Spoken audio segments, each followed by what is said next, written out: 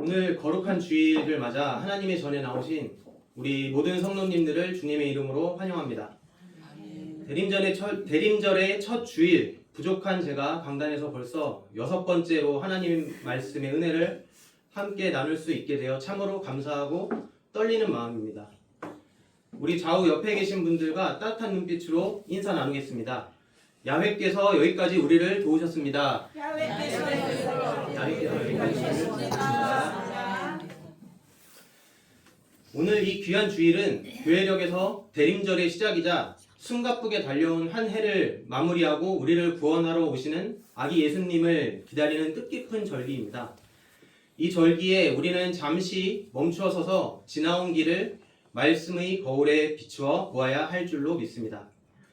오늘 우리가 함께 읽은 사무엘상 7장의 말씀은 이스라엘 역사에서 가장 중요한 영적 대전환점이 되는 사건입니다. 당시 이스라엘의 상황을 성경은 어떻게 묘사하고 있는지 알아보겠습니다. 사무엘상 7장 2절을 보면 괴가 기럇 여아림에 들어간 날부터 20년 동안 오래 있은지라 이스라엘 온 족속이 야훼를 사모하니라고 기록되어 있습니다. 얼핏 보면 하나님을 사모하는 좋은 상황 같지만 원어적인 의미나 당시 상황을 보면 슬퍼하며 찾았다, 즉 고통 속에서도 신음하며 부르짖었다는 뜻입니다. 블레셋에게 법궤를 빼앗기고 20년이 넘도록 영적인 암흑기와 정치적인 압제 속에 있었다는 것입니다. 바로 이때 하나님께서 준비하신 사람 사무엘이 등장합니다. 사무엘은 이스라엘 백성들에게 단순히 잘 될 것이다 라는 위로를 전하지 않았습니다. 3절 말씀처럼 너희가 전심으로 야훼께 돌아오려거든 이방신들과 아스다롯을 너희 중에서 제거하고 너희 마음을 야훼께로 향하여 그만을 섬기라 하고 단호하게 선포했습니다. 회개 없는 회복은 없기 때문인 걸로 믿습니다. 그리고 온 백성을 미스바로 모이게 합니다. 그 미스바 광장에 모인 백성들의 모습을 한번 상상해 보시기 바랍니다. 6절 말씀을 보면 그들이 물을 길어 야훼 앞에 붓고 그날 종일 금식하고 라고 기록되어 있습니다. 구약 성경에서 물을 붓는 행위는 예레미야 아이가 2장 19절에 보면 네 마음을 주의 얼굴 앞에 물 쏟듯 할지어다 라는 말씀처럼 마음을 완전히 쏟아놓는 철저한 회개를 상징합니다.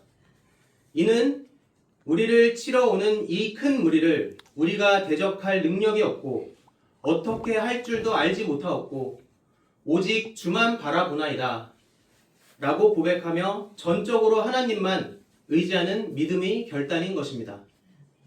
그들은 우리가 야훼께 범죄하였나이다 라고 부르짖으며 통에 자복했습니다. 마음을 찢으며 아파하고 하나님 앞에 자신의 입으로 죄를 낱낱이 고백했다는 뜻입니다. 그런데 우리가 신앙생활을 하다 보면 늘 경험하는 영적 원리가 있습니다. 우리가 은혜를 받으려고 하고 바로 서려고 하면 반드시 시험이 찾아온다는 것입니다. 이스라엘이 미스바에 모여 회개한다는 소식을 듣고 블레셋 방백들이 군대를 이끌고 쳐들어왔습니다.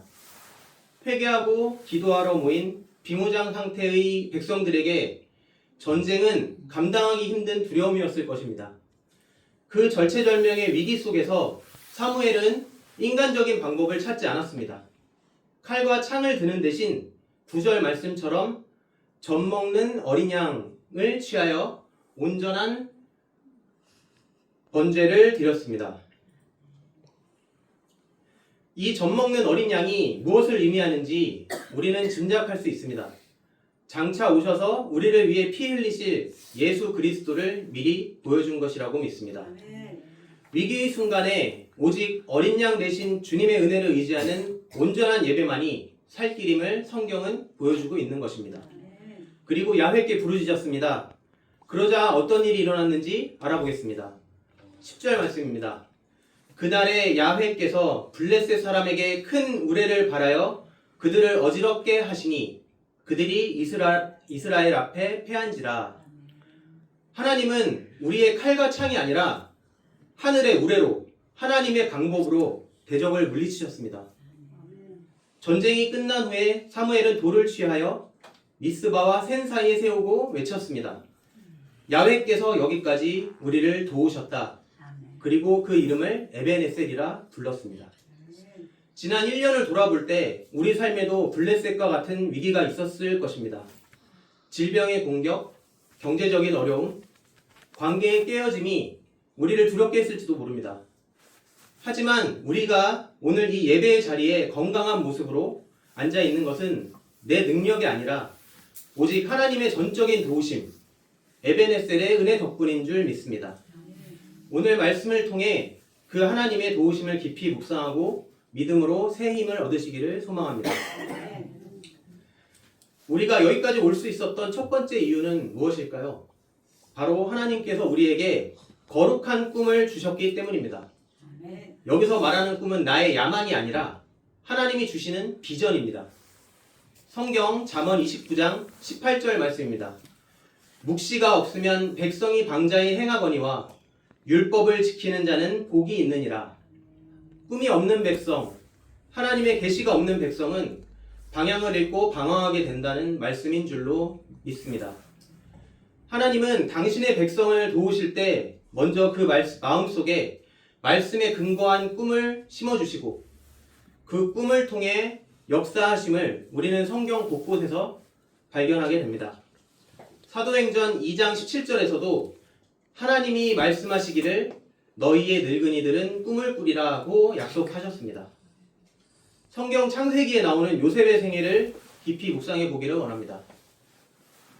요셉은 형들의 곡식단이 자기에게 절하고 해와 달과 별들이 자기에게 절하는 꿈을 꾸었습니다. 하지만 우리가 주목해야 할 것은 그 꿈 때문에 요셉이 겪은 현실입니다. 창세기 37장을 보면 오히려 그 꿈 때문에 형들의 시기와 미움을 받아 구덩이에 던져졌고 결국 은 20에 애굽의 노예로 팔려왔습니다. 하나님의 꿈을 꾸었는데 현실에서는 노예가 되었습니다. 보디발의 집에서 성실하게 일하여 가정총무가 되었지만 보디발의 아내의 모함으로 억울한 누명을 쓰고 감옥에 갇혔습니다. 시편 105편 17절에서 18절은 그때 요셉의 상황을 아주 처절하게 묘사합니다. 그가 한 사람을 앞서 보내셨으며 요셉이 종으로 팔렸도다. 그의 발은 착고를 차고 그의 몸은 쇠사슬에 매었으니. 인간적인 눈으로만 보면 요셉의 인생은 실패 연속처럼 보일 수 있습니다. 꿈을 꾸면 고생만 한다고 생각할 수도 있습니다. 그러나 성경은 그 다음 절인 시편 105편 19절에서 그 고난의 이유를 명확히 밝힙니다. 곧 야훼의 말씀이 응할 때까지라 그의 말씀이 그를 단련하였도다.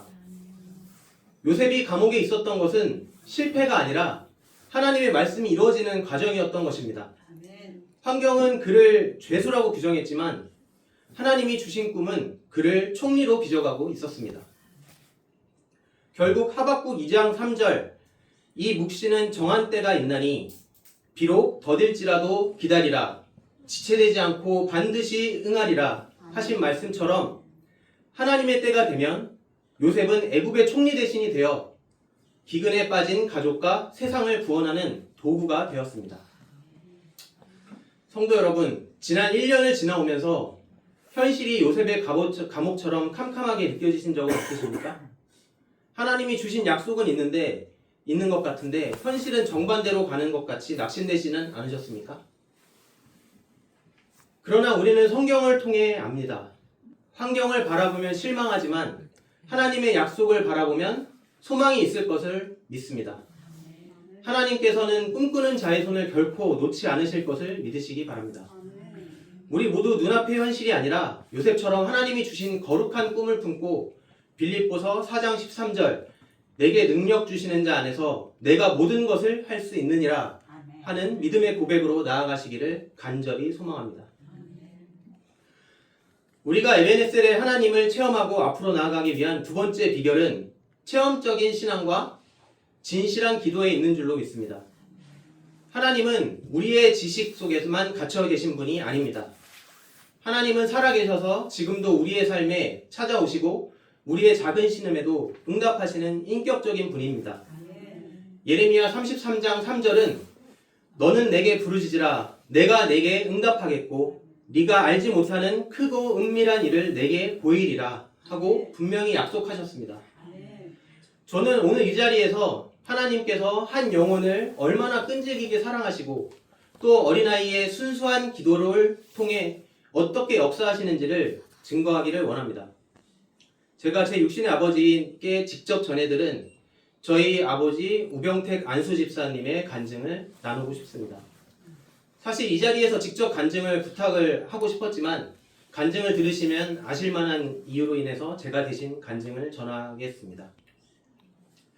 저희 아버지께서는 3살 때부터 군대에서 예수님을 만나서 집사가 되셨던 삼촌의 등에 업혀서 1km나 떨어진 교회를 다니셨다고 합니다. 일찍부터 하나님의 존재를 아셨던 것입니다. 하지만 집안의 어른이셨던 아버지의 할아버지, 즉 제 증조할아버지는 한학자였고 유교적 전통이 매우 강하신 분이었습니다. 예수를 믿는다는 이유로 큰댁 5촌 아저씨들을 지게에 거꾸로 매달아 놓고 마을 사람들이 다 보는 앞에서 하나님과 연을 끊어라 하시며 모질게 핍박을 하셨다고 합니다. 아버지께서는 어린 마음에 그 모습을 보며 큰 두려움을 느끼셨고 하나님이 어떤 분이시길래 저럴까 의문을 가지면서도 할아버지의 엄함이 무서워서 서서히 교회와 멀어지게 되셨다고 합니다. 그렇게 중학교 이후로는 하나님을 잊고 60년 가까운 세월을 세상 속에서 사셨습니다. 그러던 2017년 아버지께 인생의 큰 위기가 찾아왔습니다. 60이 넘으신 나이에 큰 심장 수술을 받게 되신 것입니다. 수술을 마치고 힘겹게 누워 계시던 어느 날 교회를 개척하려는 후배 목사님이 찾아와 아버지를 위해서 간절히 기도를 해주셨다고 합니다. 그런데 바로 그때였습니다. 당시에 3살밖에 안 된 아버지의 손녀가 침대 위로 낑낑대며 올라왔습니다. 수술 직후라 아버지의 가슴에는 할머니조차 보기 끔찍하다며 고개를 돌릴 정도로 큰 수술 자국이 선명하게 있었습니다. 그런데 그 3살 난 손녀가 고사리 같은 작은 손을 할아버지의 그 아픈 상처 위에 척 올려놓고 기도를 시작을 했습니다. 하나님, 우리 할아버지 안 아프게 해주세요. 주 예수님의 이름으로 기도드립니다. 발음도 정확하지 않은 너무나도 짧고 서툰 아이의 기도였다고 합니다. 그런데 훗날 아버지께서 제게 말씀해 주시기를 그 기도가 끝나는 순간 아버지의 눈에는 앞에 앉아있는 손녀가 마치 하나님처럼 보였다고 하셨습니다. 그 조그만 아이를 통해서 살아계신 하나님이 아버지를 만지시는 전율을 느끼신 것입니다. 그 순간 평생 잊고 살았던 아버님이 하나님이 할아버지의 핍박이 무서워 떠났던 그 하나님이 다시 아버지의 심장을 두드리셨습니다. 아버지께서는 마음속 깊은 곳에서 이렇게 다짐하셨다고 합니다. 이제부터는 건성으로 믿는 것이 아니라 진실로 하나님을 내 가슴에 모셔야겠다. 하나님은 마태복음 18장 3절에서 너희가 돌이켜 어린아이들과 같이 되지 아니하면 결단코 천국에 들어가지 못하리라 하신 말씀처럼 3살 아이의 순수한 기도로 통해 60년 동안 닫혀있던 아버지의 마음을 여셨고 육신의 질병뿐만 아니라 영혼까지 치유하셨던 것입니다. 이게 저희 아버지 인생이 에베네스이었던 것을 알 수 있습니다. 그날 이후 아버지께서는 누구보다 정성껏 하나님을 섬기셨고 지금은 안수 집사가 되셔서 당신의 자리에서 신실하게 기도의 재단을 쌓고 계십니다. 여러분, 그때 그 3살짜리 꼬마아이가 바로 지금 저기 앉아있는 제 딸 우다솜입니다. 이처럼 하나님은 멀리 계신 분이 아닙니다. 우리의 가장 가까운 곳에 가장 연약한 자의 기도를 통해 일하고 계십니다. 오늘 이 시간 우리도 어린아이와 같은 순수한 믿음으로 돌아가기를 원합니다. 여러분의 아픈 곳에 여러분의 문제 위에 믿음의 손을 얹고 기도하시기를 바랍니다. 야고보서 5장 15절 믿음의 기도는 병든 자를 구원하리니 주께서 그를 일으키시리라 하신 말씀대로 에베네셀의 하나님께서 여러분을 만지시고 회복시키실 줄 믿습니다. 마지막으로 우리가 미래를 향해 나아가며 붙잡아야 할 영적 법칙은 심고 거두는 법칙과 성령 충만인 줄 믿습니다. 하나님이 세상을 통치하시는 원리는 심고 거두는 법칙임을 성경은 여러 곳에서 증거합니다.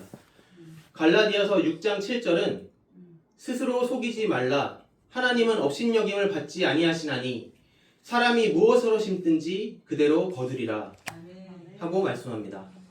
또한 고린도후서 9장 6절에서는 이것이 곧 적게 심는 자는 적게 거두고 많이 심는 자는 많이 거둔다 하는 말이로다 라고 말씀합니다.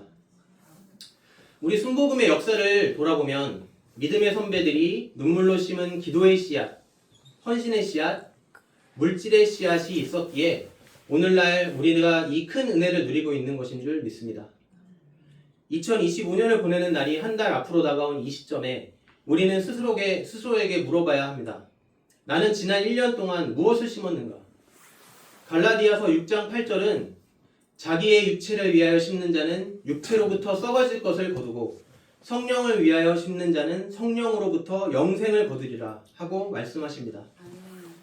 지금 힘들고 어려워도 시편 126편 5절 눈물을 흘리며 씨를 뿌리는 자는 기쁨으로 거두리로다 라는 약속을 믿고 기도의 씨앗, 감사의 씨앗을 심으실 수 있기를 바랍니다. 그리고 이 모든 것을 가능하게 하는 힘은 오직 성령 충만에 있는 줄로 믿습니다. 우리의 의지만으로는 하나님의 뜻대로 살기가 너무나 어렵습니다.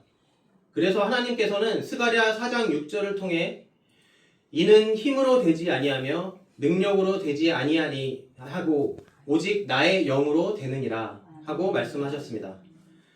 예수님께서도 승천하시기 전 제자들에게 오직 성령이 너희에게 임하시면 너희가 권능을 받고 내 증인이 되리라 하고 당부하셨습니다. 초대교회 성도들이 로마의 핍박 속에서도 세상을 뒤집는 능력을 발휘할 수 있었던 것은 그들이 똑똑하거나 돈이 많아서가 아니었습니다. 마가다락방에서 전심으로 기도하여 성령 충만을 받았기 때문인 줄로 믿습니다. 2026년이라는 미지의 세계를 내 힘과 지혜로 살아가려고 하면 넘어질 수밖에 없을 것입니다. 그러나 우리 곁에 와 계신 보혜사 성령님을 인정하고 환영하고 모셔드리고 의지하면 성령께서 우리 연약함을 도우실 것입니다. 우리 안에 갈라디아서 5장 22절 23절에 성령의 열매들이 맺힐 때 우리는 세상의 빛과 소금이 되어 하나님의 영광을 나타낼 수 있을 줄로 믿습니다. 아멘. 말씀을 맺기를 원합니다. 오늘 나눈 말씀의 제목은 에베네셀 여기까지 도우신 하나님입니다. 사무엘이 미스바와 센 사이에 돌을 세우고 고백했던 것처럼 저와 여러분의 인생 여정마다 하나님께서 도우신 흔적들이 있을 줄 믿습니다. 때로는 눈물 골짜기 같았고 때로는 불시험을 만난 것 같았지만 하나님은 볼지어다 내가 세상 끝날까지 너희와 항상 함께 있으리라 하신 약속을 신실하게 지켜주셨다고 믿습니다. 아멘. 하지만 우리의 신앙은 과거의 은혜를 추억하는 데서만 멈추면 안 됩니다. 에베네셀의 하나님은 우리 앞서 행하시며 길을 예비하시는 야훼 이레의 하나님이십니다. 아멘. 이제 지난 1년을 보내고 2026년을 바라보는 11월의 마지막 날 하나님께서 우리에게 주시는 위로와 소망의 말씀 이사야 40장 31절을 다 함께 소리내어 선포하면 좋겠습니다. 오직 야훼를 앙망하는 자는 새 힘을 얻으리니 독수리가 날개치며 올라감 같을 것이요 다른 박질하여도 곤비하지 아니하겠고 걸어가도 피곤하지 아니하리로다. 아멘. 우리는 지친 모습으로 주저앉아 있어서는 안 됩니다. 성령의 바람을 타고 독수리처럼 다시 날아올라야 합니다. 요셉처럼 말씀에 근거한 거룩한 꿈을 꾸시기 바랍니다. 어린아이와 같은 순수한 믿음으로 기도하시기 바랍니다. 그리고 성령 충만을 받아 기도의 씨앗을 심으시기를 바랍니다. 그리할 때 에베네셀의 하나님께서 여러분의 가정과 직장, 사업장 위에 그리고 우리 미래 순복음교회 위에 감당할 수 없는 새 일을 행하실 줄 믿습니다. 함께 에베네셀 하나님이라는 찬양을 하기를 바랍니다. 저는 처음 듣는 노래였는데 아시는 분은 같이 불러주시기 바랍니다.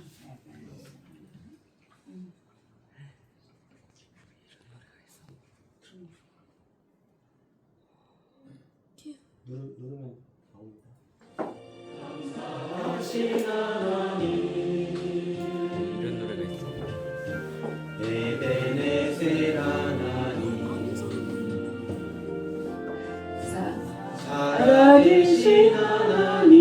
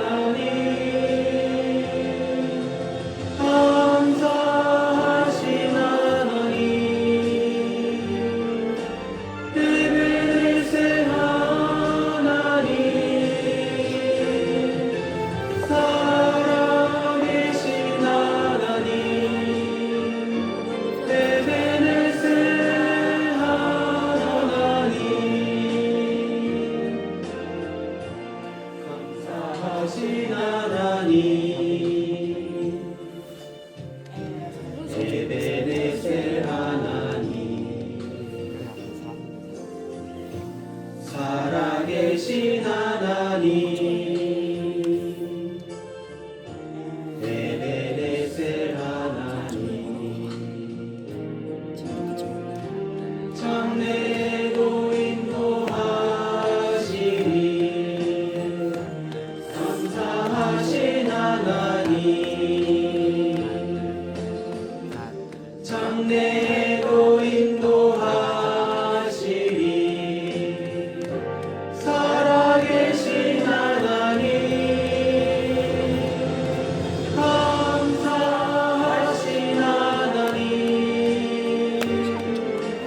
에베네셀 하나님 살아계신 하나님 에베네셀 하나님 사랑하신 하나님 에베네셀 하나님 이런 노래가 다 있어요. 살아계신 하나님 별론데. 에베네셀 하나님